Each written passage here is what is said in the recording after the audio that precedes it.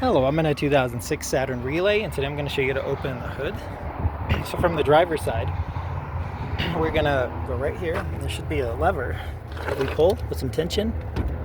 That pop sound was the safety being released.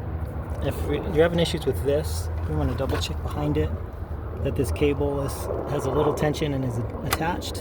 If it's not, you want to address that. Now we'll go up to the hood.